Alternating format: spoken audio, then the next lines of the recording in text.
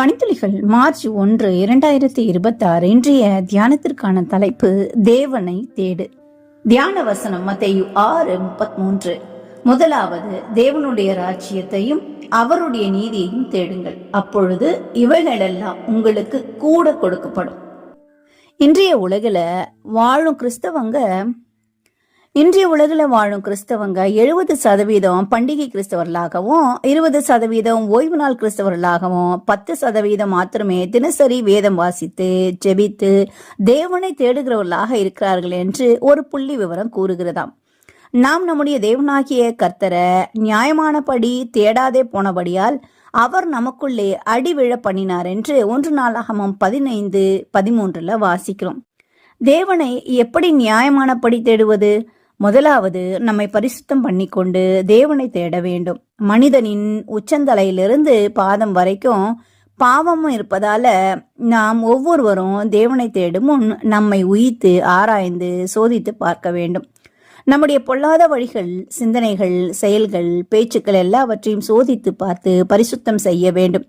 தங்களை பரிசுத்தம் பண்ணிக்கொள்ளுங்கள் என்று 1 நாளாகமம் 15:14 வாசிக்கிறோம். இரண்டாவது, தேவனை துதித்து அவரை பாடி கீர்த்தனம் பண்ணி தேவனை தேட வேண்டுமாம். தம்பூரு, சுரமண்டலம், கைத்தாளம் முதலிய கீத வாத்தியங்கள் முழங்க தங்கள் சத்தத்தை உயர்த்தி சந்தோஷம் உண்டாக பாடி தேவனை தேட வேண்டுமாம். கர்த்தருடைய செய்கைகளையும் அவருடைய அதிசயங்களையும் ஜனங்களுக்குள்ளே பிரசித்தப்படுத்தி அவைகளை தியானித்து பேசுங்கள். தேவனுடைய சந்நிதியிலே சர்வாங்க தகன பலிகளையும் சமாதான பலிகளையும் ஸ்தோத்திர பலிகளையும் செலுத்தி தேவனை தேடுங்கள். மூன்றாவதாக, தேவ வாக்கின் நியாய தீர்ப்புகளை நினைவு கூர்ந்து அவரை தேட வேண்டுமாம். அவர் வருகிறார், அவர் பூமியை நியாயம் தீர்க்க வருகிறார், அவர் பூலோகத்தை நீதியோடும் ஜனங்களை சத்தியத்தோடும் நியாயம் தீர்ப்பார் என்று சங்கீதம் 96:13 வாசிக்கிறோம். தேவனை நாம் உண்மையாய் தேடினால் அநேக ஆசீர்வாதங்களையும் நன்மைகளையும் கண்டடையலாம்.